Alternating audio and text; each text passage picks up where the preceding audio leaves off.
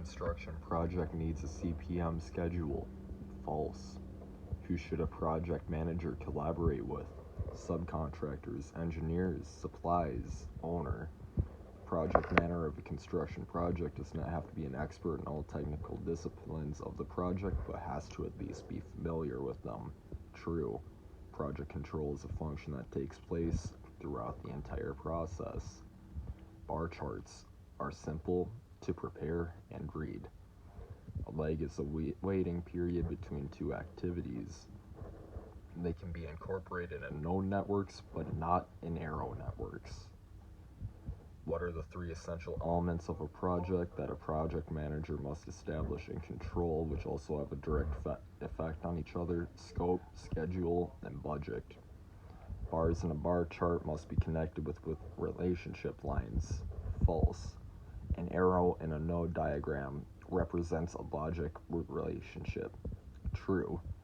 Fast tracking a project can be shown better in precedence networks. True. Determining activity durations is primarily the scheduler's job. False. If A, B, and C are three activities connected with start, and finish combination relationship with no legs, their durations are 5, 10, and 3, respectively. The duration of the project is 10 days. Which of the following below are constraint types? Start on or after and finish on or after. Which of the below are steps to assemble a schedule? Control and monitor, assign activities, assign durations, establish logic. The project manager should solely rely on the computer software to develop a schedule. False. Precedent networks allow for overlapping activities. True. The forward pass is a process of going on a CPM network from start to finish, calculating early dates for each activity and estimated completion date for the entire project. The free float represents the portion of total float where it does not influence following activities. There can be more than one critical path in a CPM network. True. When we talk about resource leveling in construction projects, we mean cash flow leveling. False. In updating schedules, we must not only enter work progress, but we must also enter any changes to future work. True. The concept of resource leveling works by shifting non-critical activities within their available float time. Resource allocation is done in construction projects to make sure each activity obtains the required resource. True. Resource leveling usually results in more efficient use of labor and equipment. Materials are best managed to minimize holding costs, minimize holding, minimize purchasing, minimizing possibility of unavailability when needed. The as-planned schedule is the same as the baseline schedule. False. Resource leveling is done in construction projects to make sure each activity obtains the required resource. False. Construction schedules must be updated at the end of every interval that is specified in the contract as a minimum. An updated schedule is a revised schedule reflecting project information at a given date regarding completed activities, in progress activities, and changes in future work. Both reports and presentations require a good and clear voice and eye contact. False. Project acceleration always costs more money. False. When sending an e-report to someone, the sender has to make sure that the recipient's email system accepts attachments and the recipient can open that file type. If the CPM on a project, or if the critical path on a project is 232 days and the next longest is 228 days, we cut the critical path by 6 days. The project duration is now 226 or 228 days, depending on whether the shortened activities are on the second longest path. In general case, when we start accelerating projects, direct costs increase while indirect costs decreases. An emergency situation occurred on a job site. The project manager asked every one of his team to attend a mandatory meeting. The PM will go over procedures that they have to follow. This presentation by the PM is a management presentation. Recovery schedule aims at recovering costs earlier in the schedule. False. Crash cost is total cost of the project including the impact of crashing. When producing a report to the upper management, the general rule is to include as much detail as possible.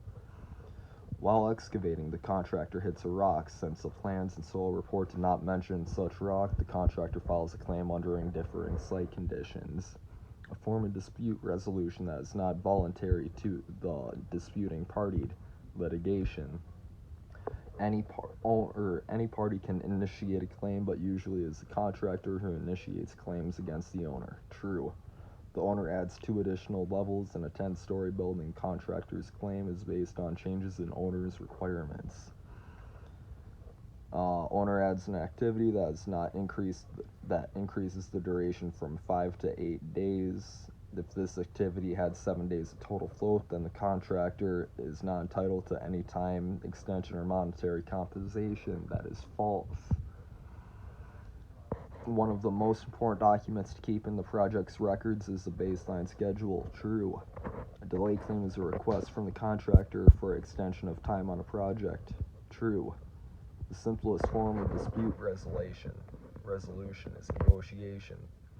Recovery schedule is the schedule prepared by the contractor after the project had fallen behind with the adjustments to expedite the remainder of the project to ensure a timely finish. A concurrent delay is usually caused by the owner. That would be false. There could be more than one critical path in a CPM network. True. Forward pass is a process of going on a CPM network from start to finish, calculating early dates for each activity and estimated completion date for the entire project. You are using Primavera P3 or any other program and have a construction project. If you change rules from contiguous activities to interruptible activities, the total duration of a project may get shorter.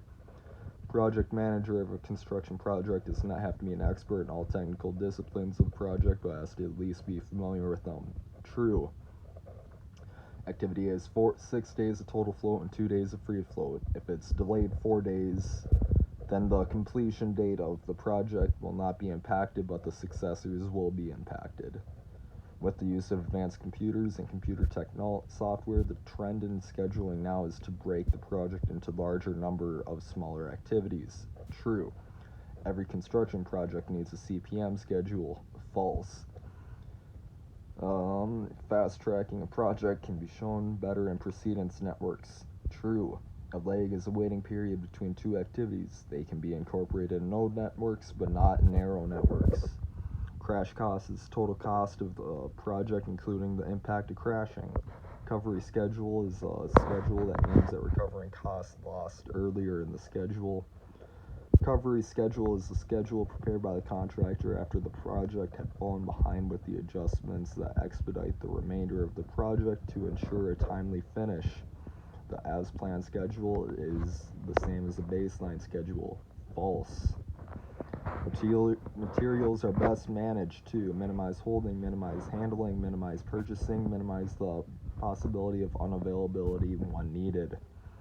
In updating schedules, we must not only enter work progress, but we must also enter any changes in the future work. That would be true.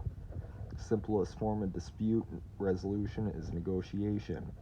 It is possible that a contractor accelerates a project even though the owner or contract does not require them to do so. That would be true.